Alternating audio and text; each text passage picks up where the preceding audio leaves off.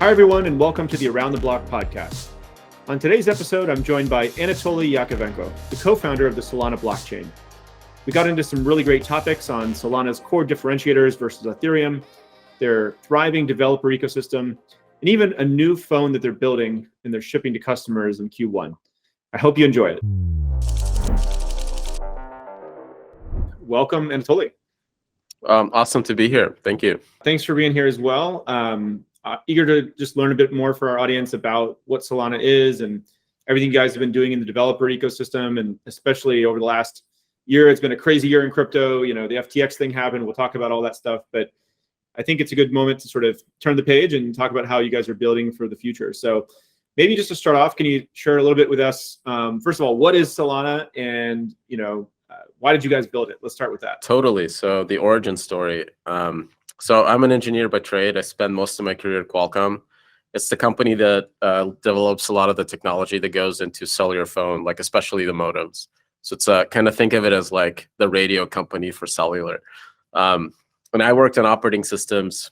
So I wasn't like one of the radio protocol people, but just day in, day out, I worked on optimizations, like making stuff faster on these like 2 megabyte like flip phones from that era to like the supercomputer you're holding in your hand today.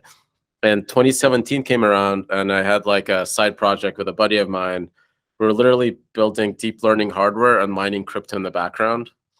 And that's what got my like brain flowing.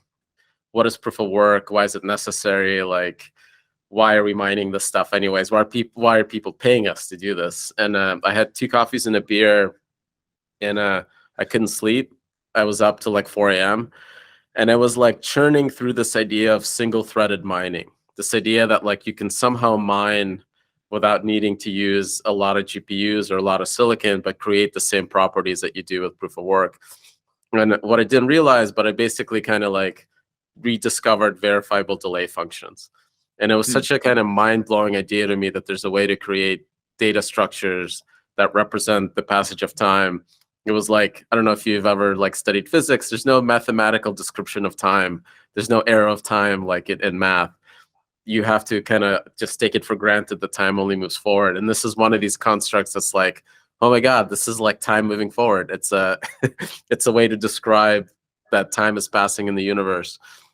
And that really dislodged me from what I was doing and like my career, and like decided to go take the plunge and go start a company.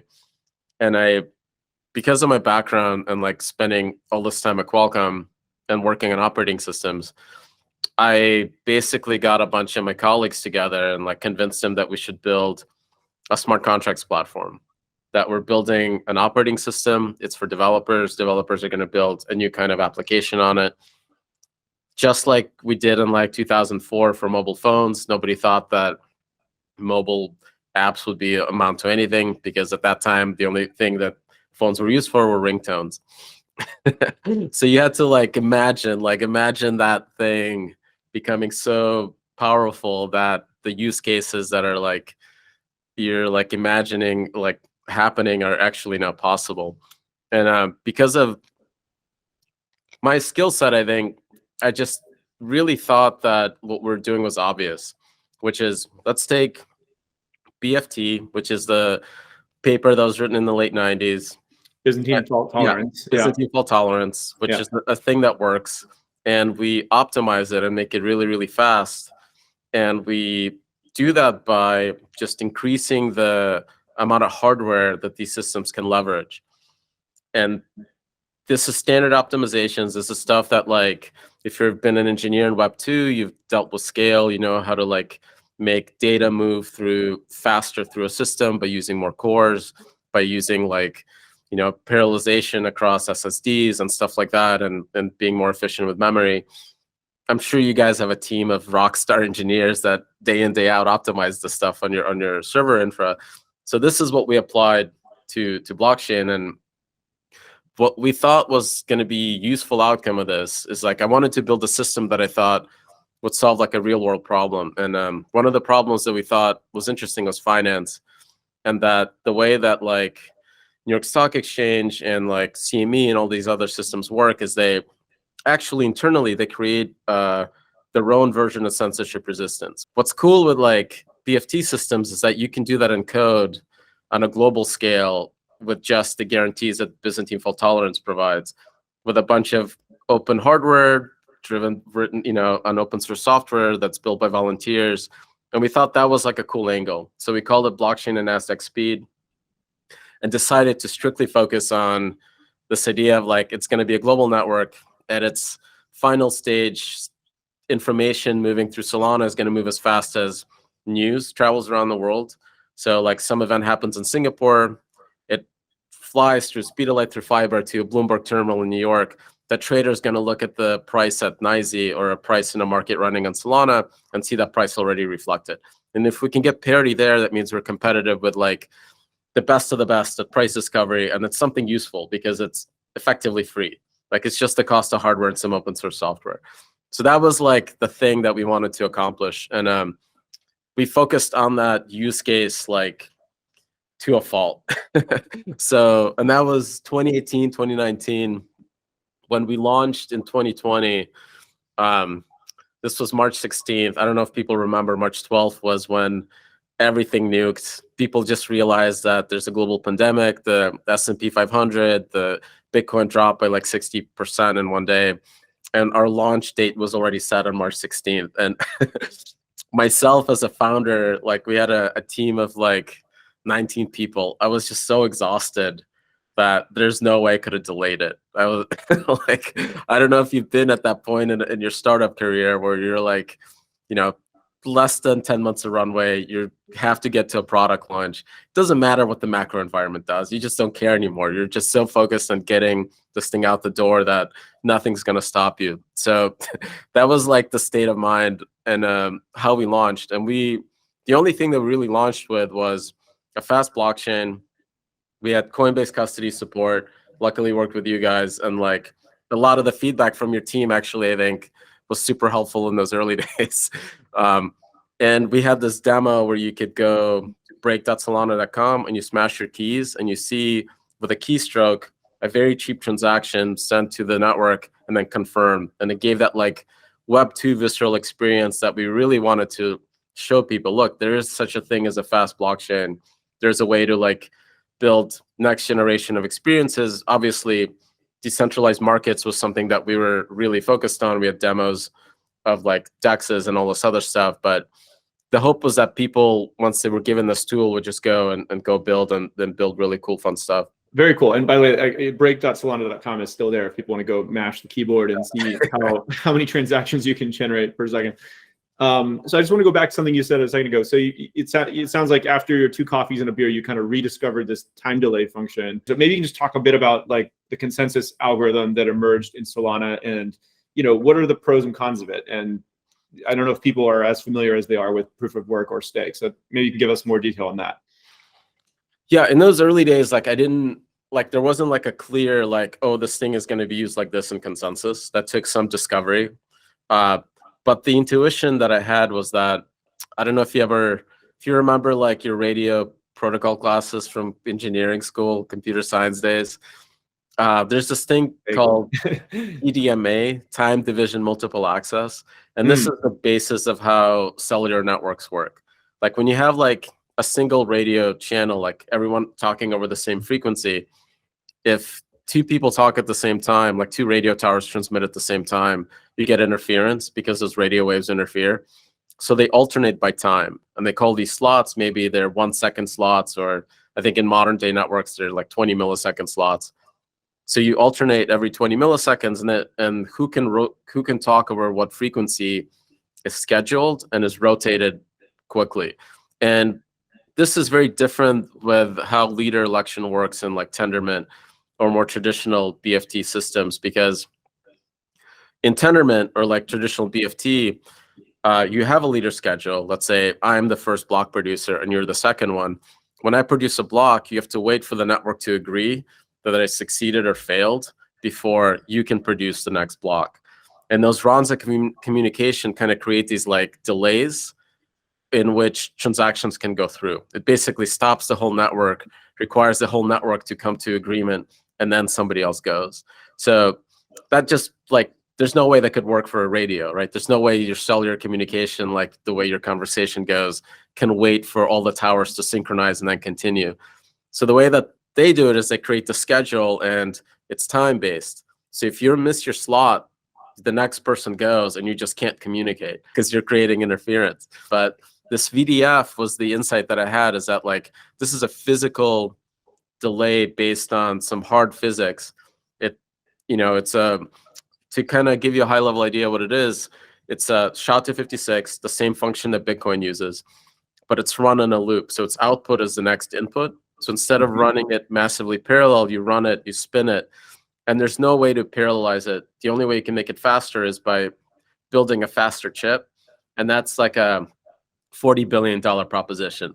You have to go to you have to go from like 3 nanometers or whatever we're on to like 1 nanometer. And that's just so expensive that you kind of put a time bound on how fast anyone can get.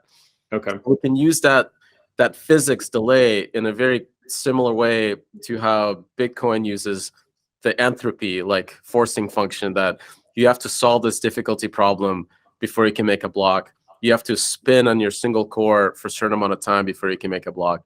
That means that we're forcing you to wait until I should be done. Now, there's no guarantee that I'm done, but because I want my block to succeed, I will send my block out before I know you're going to start, and then you'll chain your block to mine. And that kind of creates that whole like block propagation without any gaps, without any rounds.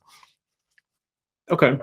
So you're using this cycles of SHA-256, the hashing function, where you're saying a whole industry of semiconductor manufacturing has been in place trying to make these chips faster and faster. And we know that if I make you do enough cycles of SHA-256, it's going to take some amount of time. That time is going to have to elapse.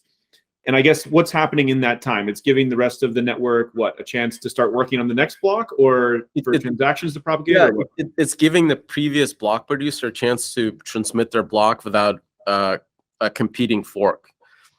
So just like in Bitcoin, they're trying to target roughly 1 block every 10 minutes, because if you have 2 block producers produce a block at the same time, they're both chained to the same parent, and now you have a fork. Nobody knows who's the next block. But here there's a forced delay that we don't have to guess that only one person is going to produce a block every 10 minutes. We know that you have to spin on your single core longer than me, and therefore your block is going to come after mine. So that collision is just physically impossible unless you try to like speed up your core, and then we know like the cost of that is pretty expensive. Okay. So yeah, I mean, I'm not sure I'm understanding the exact game theory of it. I'm sure it's like quite complicated. I'll have to go read more about it. But I guess what I'm taking away from this is that you were trying to make something that was is dramatically more scalable. And maybe you can just talk a bit about it. Do I have that correct, that the core differentiating feature of Solana is performance, scalability, and what are the block times? And maybe talk a bit about that. Yeah. So there's like this thing that Vitalik coined, the scalability trilemma. Mm-hmm. And it's this trade-off between security, scalability, and decentralization. And the security of the network is how hard it is to cause it to create 2 forks that look right. Like, can I like mine an alternative version of Bitcoin that looks exactly like the real one and convince Binance to take my fake Bitcoin instead of the real Bitcoin? That's like the security of the system. And then scalability is how many transactions can I throw through it? How much information can I communicate through this network? And the other part, decentralization, is how this is the tricky one to explain, but like at the easiest level to understand it, it's how many participants, how many different block producers, how many different observers, clients can participate in the network at the same time. Mm-hmm. Because that's ultimately, if you think of these systems as being like triple accounting, where I have a ledger and you verify my ledger, like my ledger does double accounting because it's a ledger, but then we have a system where everyone verifies the same ledger n times. It's like this triple accounting system. The more participants we have, the more likely that there's at least one honest one that can catch somebody trying to create an invalid ledger and say, hey, wait a minute, the whole network is trying to steal money and we should stop. So that decentralization part is really, really important, because that's fundamentally what prevents, all the 5 mining pools that supposedly control all the hash power in Bitcoin from stealing all the Bitcoin. It doesn't matter how much hash power they have, because the network is so decentralized that there's at least one block producer in the world that actually will detect that they're trying to create a fake ledger and steal Bitcoin. Even if they have the most hash power, they can't convince valid nodes from doing that. So those are the 3 parameters. The thing is that, like, because of how consensus has been designed prior to Solana, it's really, really hard to max out the decentralization piece in this traditional way, or let's just take BFT and have 10,000 nodes. There's just were no designs that could do that. And this is why, like, Ethereum and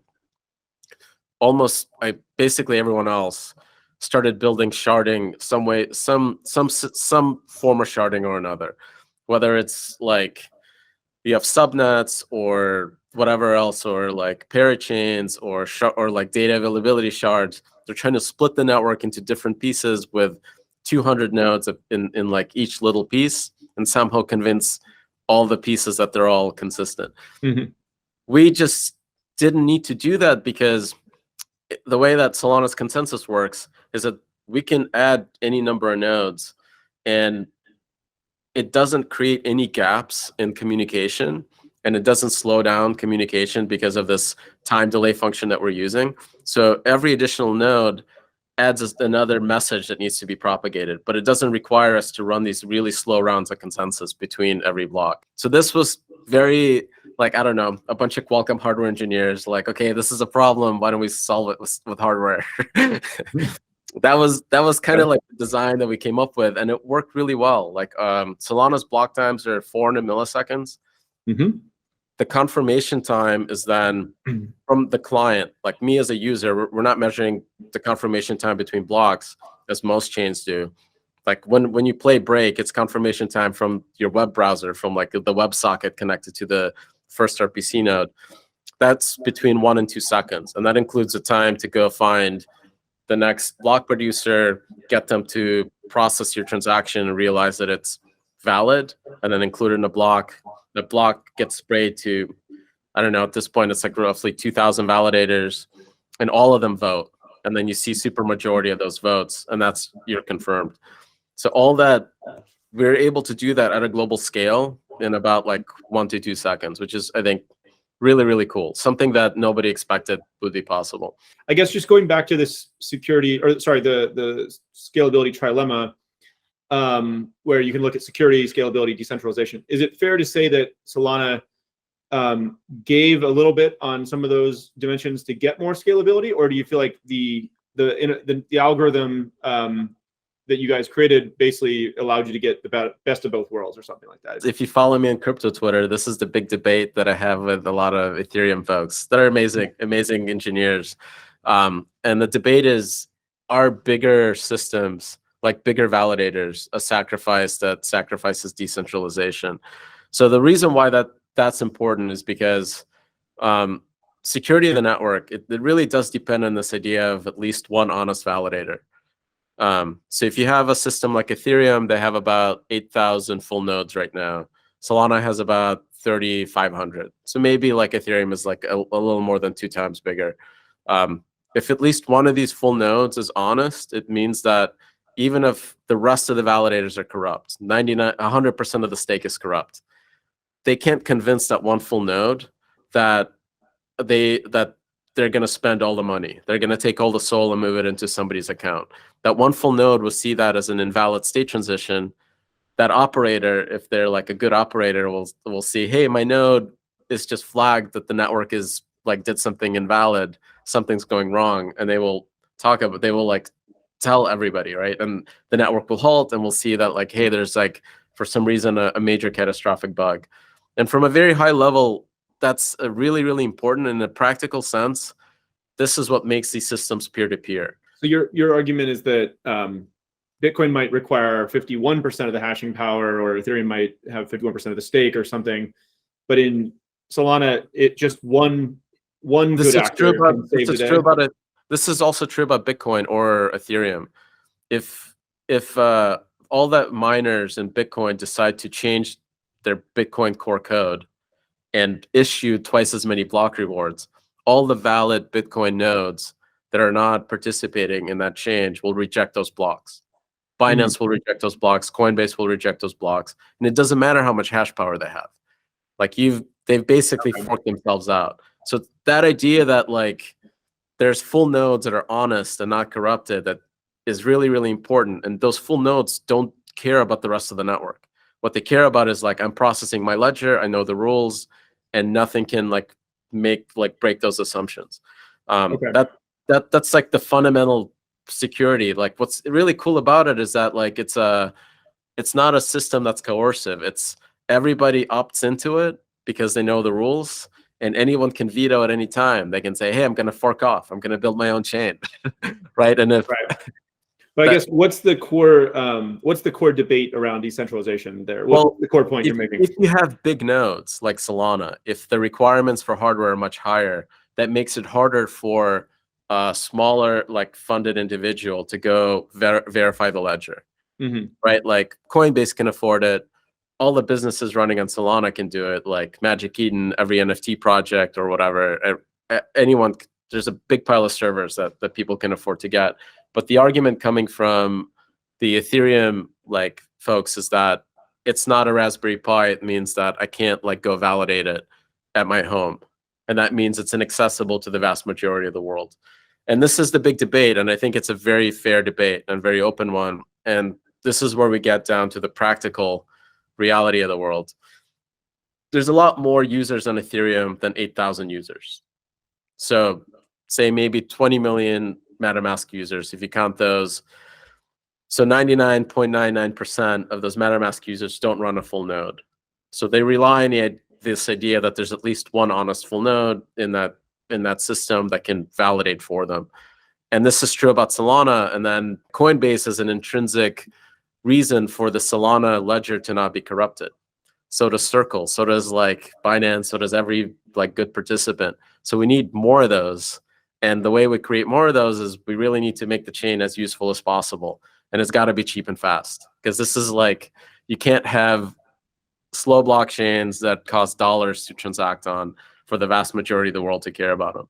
So my view on this is that not everyone needs to run their own full node. Most people are going to rely on some third party to operate and talk to it. But what your argument is, it just needs to be just sufficiently decentralized where there's at least one good node or a couple in the world at any given time. And, I guess the average user may not be connected to one of those, but like decentralization, my argument is that decentralization is follows adoption and like usefulness to the world, product market fit. Like, it's not if I forked Ethereum and somehow made it like more efficient and cheaper to run, and like, instead of a Raspberry Pi 10, it runs on a Raspberry Pi 4. That thing is not any more decentralized if it's less useful to the world. Like, no one's going to care. What's important is like, is this system permissionless? Can anybody run software and hardware? And is it creating more value to the world than the cost to run it? And if that's true, and like we see lots of businesses being established in the network and like creating value, all those businesses care that the network is consistent and valid. And that's like the core part of decentralization. And for the users, like, I don't know if folks have heard about light clients. These are protocols that can guarantee that when you communicate with a network, that you actually have guarantees that a very small percentage of them are honest, that you know that the network is not corrupted. And that's kind of the second layer of security that you can provide to users that depend on a decentralized network, but don't run their own full nodes. But my core thesis here is that like for all practical purposes, decentralization also has to be practical. It has to you have to have these full nodes. You have to have honest operators. You have to have people that actually know how to run these systems. Like, if you stick a full node in every Windows machine, and like my parents are running one, and it gets corrupted because of a virus in their box, it's no longer useful for security purposes, right? Like, you actually need like a very full stack, security aware and security conscious operators that are providing security.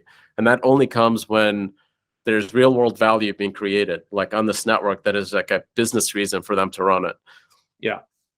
Well, that definitely makes sense to me, which is if you want to increase decentralization, make something useful, get more adoption for it, and you'll get more people to run more like, I guess sophisticated actors to run full nodes. That makes sense.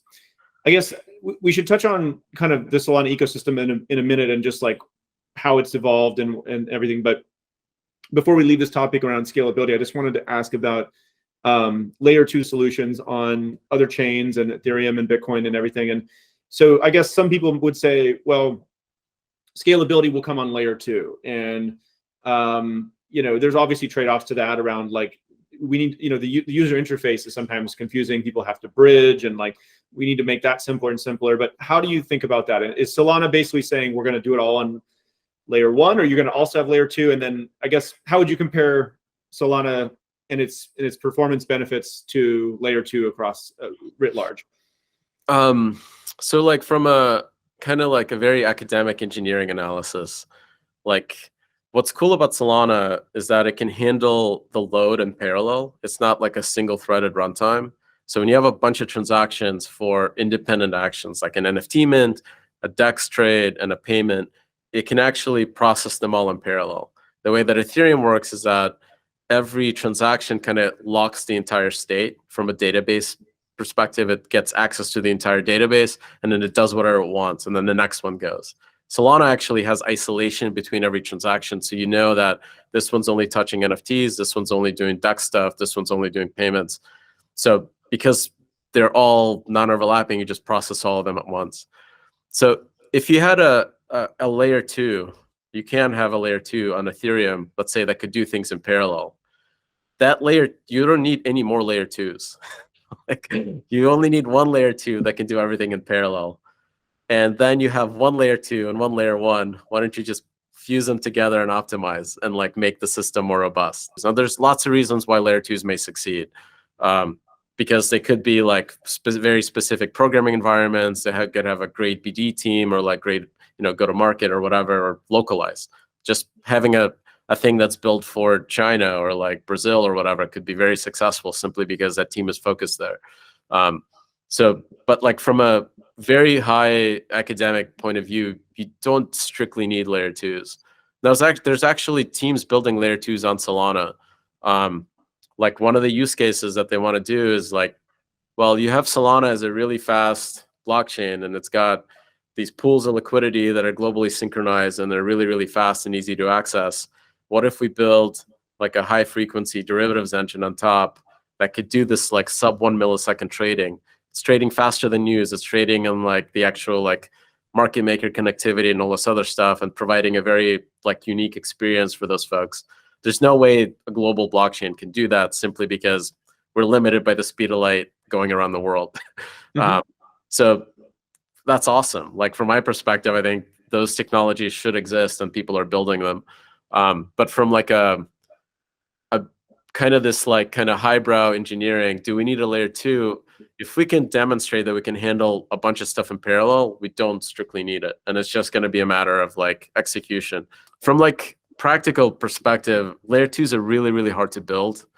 Like when you look at like Optimism and Arbitrum, they're not yet at a stage where they have like fraud proofs and full decentralization. They're still kind of like these early stage MVPs that are single node systems that have very strict control about what happens there. And that it's just really, really hard to get to that final stage where you have perfect layer 2s with fraud proofs and all these corner cases handled. And to do that, they have to focus on that security part first and then figure out how to scale. And it's not clear that the complexity of both is achievable. I think it's good that we have different teams working on different blockchains. Like, in the free market of ideas, it creates sort of a little bit of a competitive environment. Like, it's kind of like having iOS and Android or something is way better than where Windows was, 95% of market share or something. So it's good that we're seeing that kind of development. And it sounds like you guys have kind of invested in this parallelization aspect, if I understand it correctly. Okay, so let's just switch gears a bit and talk about the Solana ecosystem. And, based on these performance characteristics that you guys have gotten out there, which, is honestly like kind of a breakthrough in terms of the scalability. It seems like a whole lot of applications have started to develop there, and there's this kind of parallel ecosystem. How do you, first of all, maybe you can just talk about some of the highlights of that. Like, what are some of the core use cases and applications that have gotten traction? And do you see it evolving, I guess, as like a parallel ecosystem to the other major ones out there, or is it actually going to be interoperable somehow from the user's point of view, and it'll all be kind of magic underneath which system you happen to be on? I think there's something like, from like a business perspective, I don't think when you build like a business on top of a chain, you probably do care about like the fundamental characteristics about it, because you kind of have a specific product vision and who you're targeting. And if you care about like low latency, like fast response times, you're probably going to go more towards Solana. And there's a reason to go for Ethereum, is when if you want to like really target Ethereum users and you're building a business in the Ethereum ecosystem, you want MetaMask and you want like those users, and you kind of think of it as a distribution channel. So there is, I think, like different founders kind of bucket themselves pretty rapidly. Hey, I want to build an Ethereum for ETH. I'm going to work around the challenges there and build the best UX I can. But what I care about is Ethereum and its distribution. Or like, I think Solana can give me the best UX for the general public, and I'm going to build something here. And you kind of like in the early days, like Orca, which you can think of it as Uniswap, their vision was like, we want to build the simplest, easiest user experience for like swapping, like a Uniswap like competitor, but they didn't care about like going after the Ethereum ecosystem. What they wanted is to like bring that UX to the general public. So there's a lot of examples like that. I think right now, like there is like basically like verticals that people have figured out certain small verticals that work in crypto, and that's like NFTs and marketplaces and like DEXs. Like there's DEXs and like borrow lending, and all those parallels exist on Solana, and they're smaller. By TVL, DeFi I think is much smaller than Ethereum. NFTs are about, I would say, like half to a third to, like on a day-to-day in volume. So some parts of the ecosystem I think are very competitive with Ethereum. Some are much more behind, but it is a very parallel ecosystem on its own. But there's some weird use cases that haven't really, like, I would say, broken out yet, but are definitely growing, is things like Helium, which is they were building their own blockchain to manage hundreds of thousands of IoT radio devices, and now they're building 5G cellular network. Running your own blockchain is a huge pain. Like, it's a lot of work, and building your own radio infra is a lot of work. So they were like, why are we doing both?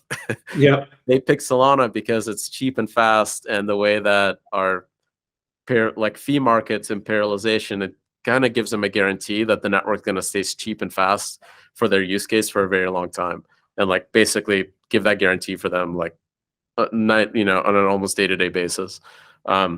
That's a better proposition for them to like use Solana than to build their own chain. And they can't really go to Ethereum or even an Ethereum L2, because they really need transactions that are much lower than 1 or 2 cents. So there's some use cases that are, I think, part of like the big vision of crypto, like really decentralizing the fundamental ways how we interact with technology, how we interact with like commerce and things like that. There were a ton of pitches in 2017, if you remember, about like disrupting everything. Some of those are actually getting built, and those I think make a lot more sense on a high performance, low cost, like low latency chain like Solana. Yeah, it makes sense. I mean, that's a cool idea of just having such cheap, fast payments that you can send along almost with every API call, or like in this case, I guess, to get internet access. So you never have to enter a Wi-Fi password again. I mean, that would be pretty awesome for everyone, I think, if you could just go around. And equally, it'd be awesome to be able to put out some kind of IoT device and just sort of collect rent on it. Like a camera at the freeway, looking at the freeway, or the weather. The Hive Mapper is literally like Google Earth, but decentralized. They use cameras to collect, data like while people are driving, and they're doing all this coordination between the drivers and the data set and payments on Solana. So I guess maybe just look into your crystal ball here for a minute for the next 5 years. Do you think the industry is going to start to consolidate and developer ecosystems will start to consolidate around certain chains? Or, like most industries, they start off fragmented and then they consolidate down. And I guess, do you guys feel like, are you in competition with Ethereum? Is it, or other chains? Is it like, hey, we're all kind of racing to get the best applications and ship the most updates? Or is it actually not like that at all?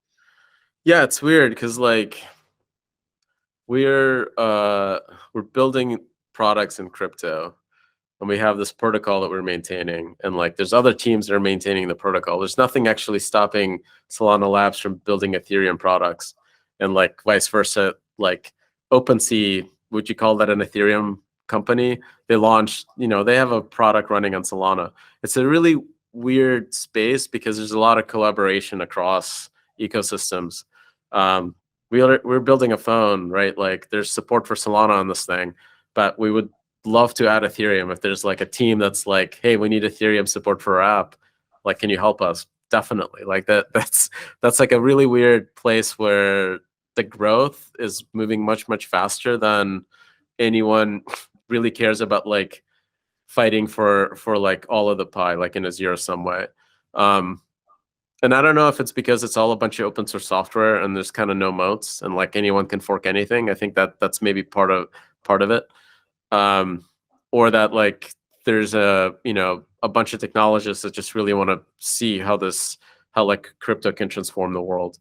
So I think that part is pretty cool. And like the kind of M&A that like would kind of be obvious, can like Solana merge with like Avalanche or Near? I think that would be too hard. Like there's just like it's like Linux merging with BSD. Like these are open source technologies. Anybody can borrow ideas from anyone else. There's open discussion about what gets built, and like there's actually a free flow of information between core Ethereum devs and Solana devs and like Avalanche devs. And all that stuff is actually moving the system much, much faster, moving the entire like ecosystem much faster. But I don't know if there's like a moment where you're like, how do we merge stuff together? That'd be really weird. But you do see things like Helium decide to abandon their own like application-specific blockchain and like, okay, we're gonna instead use Solana because it's good enough, and like we don't want to spend the resources of managing our own. And that's more like consolidation. I think that kind of consolidation should start seeing, where the teams that are building more like products that are crypto focused products, but not the layer one, decide we don't need to run our own layer one. That's actually like a bigger lift than we really need to. And our product can work on any blockchain. I think that's a great description. You're right. Open source is very co-opetition or whatever. It's like collaborative. It's a free market of ideas, like people are borrowing. And like I said, I'm glad more of these things exist because it's creating more optionality for cool things to be built. I'm glad you brought up the phone, by the way. I was going to ask you about that. So when I was at your office, I got a chance to play with it. You were talking about, Helium is like make their own blockchain and make 5G, radio like devices, whatever. So somehow you guys found it in your time to like make a phone, yeah, which is pretty awesome, by the way. But tell us a little bit about the phone. Like why? What can you get in a phone if you think about it as like a crypto native phone from the ground up? So this is like, go to solanamobile.com and you can go read about it. This is a stock Android device built by this company called Awesome. So it's really, really high quality hardware. Like I think this is like the best Android device I think in the world. The reason why you'd want a crypto features in it is because the seed phrase, the self-custody piece, that's so important to crypto. It just really, really feels natural when the seed phrase and the secret is stored inside the secure element of the hardware that you use like on a day-to-day basis, because that's where your biometrics are stored. That's where like the most important information that's part of your device are stored. And that means that wallets like Phantom, Solflare, or like any application that uses crypto, they can actually ask the operating system for your identity. There's now like, give me your ID. I don't need to switch between wallets. I can actually sign natively directly. I have this like Apple Pay like experience. And that I think unlocks like the kind of UX that I think everyone's dying for in crypto. Like, like you want the Web3 UX to be as good as Apple Pay. And this is what we want to do. And obviously there's like a very practical reason for this. I think like the big app stores, the way that they treat content is in a way that the user doesn't own the content. Even though there's a lot of companies that make money off user-generated content, they don't actually let you own any of it. So the company that runs the app, or like the platform that runs the service like Instagram, Apple can charge them 20-30% on all the transactions going through that service, because they don't consider that content as truly be owned by the user. Magic Eden doesn't own any of the content. They have a marketplace that's user-owned content that's being sold there. They cannot charge $13,000 in the App Store NFT transaction when that NFT costs $10,000 on the desktop. There's just no way they can do that, nor can they eat that cost. And that really breaks the Web2 business models for these big app stores. And I think there's a 1% chance of building a competitive app store to Google and Apple. I think the only way that happens is if act of Congress or crypto. So we're we're taking the crypto route. Like, we can build and take a shot at it. It's a high risk, high reward kind of thing. I think we sold out of all the developer kits. There's like a very strong kind of developer grassroots adoption. I hope that translates into like retail consumer adoption later on in the year, but we'll see. But this is an awesome device, and like devs love it, and devs love this idea of actually having full featured crypto support on their phone where they don't have to worry about accidentally leaking your seed phrase and stuff like that, and like having that awesome Apple Pay UX. Yeah, that's incredible. I mean, you're right. Like, the secure enclave on these phones should be able to store your crypto seed phrases. It's kind of crazy that you can't currently today on iOS and Android. And like, I hope they copy that feature, but they haven't currently. And then you're right, like the app stores, especially the Apple App Store, is blocking the ability to send and receive NFTs, to buy NFTs right now. People don't realize they're blocking this functionality in a lot of apps, including the Coinbase app. And they won't add crypto payments into in-app payments, to even if we wanted to pay 30% fee, which probably is a little bit onerous. So anyway, I think you're right. There's antitrust issues there. Congress is looking at that. The European Union is looking at that. But why wait for that? This is crypto. Yeah. Let's build a better solution. Like, so I love that you guys are building a phone, and that's awesome. I hope people check it out. So when is this thing going to be available for pre-order? So like it's available for pre-order right now. So go to solanamobile.com and like pre-order it. The devices for like consumers should ship in like, I think end of Q1, maybe start of Q2, but the developer kit's already shipping. So it's real, like it's built, it works, it's got an awesome hardware build, awesome camera. Like to me, it feels snappier than the iPhone Pro, but I hope folks appreciate it. This is like the first time I've ever seen people tweet that they're willing to give up their iPhone for an Android device. Yeah. So I'm pretty excited. That's high praise. Yeah. And it's cool. You guys built basically a native piece of code into the OS that pops up. You can just put your fingerprint and it pays with Solana. You guys are supporting any crypto on there in the future, I assume, right? Yeah, we have a small team building this. It's like 5 people. So we MVP build Solana support. It's open source. If you're like a hardcore Ethereum maxi or whatever, just go help us add your second favorite chain on there. Yeah. Yeah. Hopefully, I mean, it becomes like a crypto phone writ large, and for sure. I think that'll be super cool. Is there anything else you want us to know? I mean, there was like this phenomenon that happened with Bonk.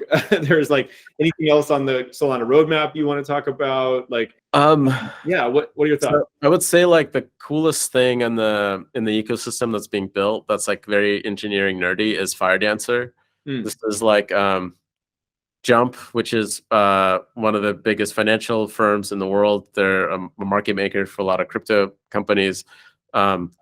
They are actually very like engineering driven, and they're like a tech company. You can think of them as a tech company.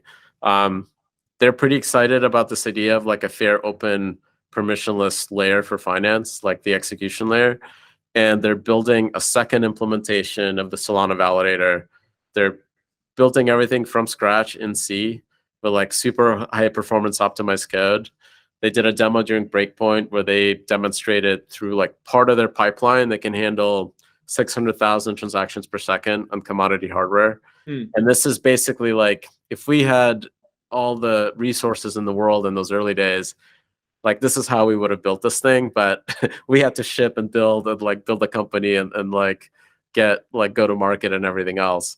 They have the benefit of seeing the end of the research and like the start and the end of the maze at the same time, and can actually build this like thing from scratch, from the ground up. And what's cool about it is going to add a bunch of performance. It really is going to demonstrate that Solana is going to scale with Moore's law, that all you need to do is just add more cores and there's more capacity. But it's also second client, which means you're not trusting a single source, a single code base, even if it's open source. You're not trusting one set of humans that could create bugs on accident for maintaining this verifiable ledger. Now that you have two, the probability of a bug occurring in both exactly the same bug is virtually zero. So that's like, I think, a really fundamental big change. And I think the only other blockchain with two like reliable deployed clients is Ethereum. So that's I think a very important change, I think, for Solana.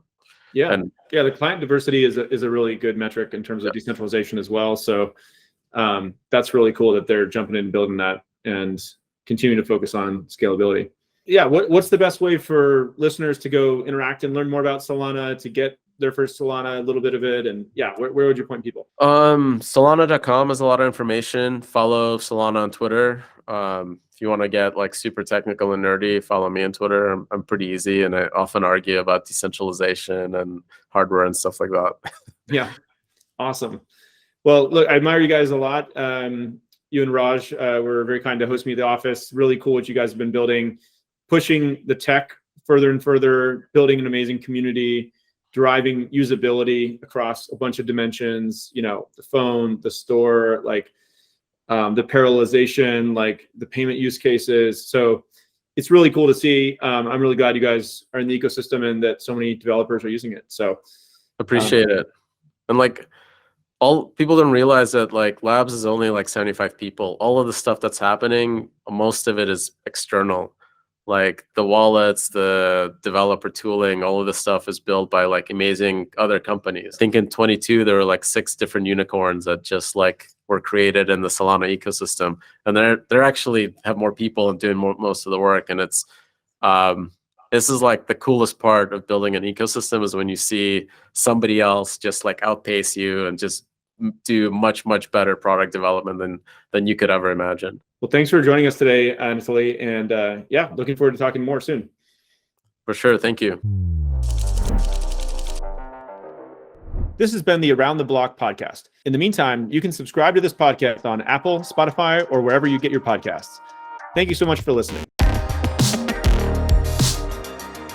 Today's conversation is for informational purposes only and does not constitute legal or investment advice. Actual results may vary materially from any forward-looking statements made and are subject to risks and uncertainties.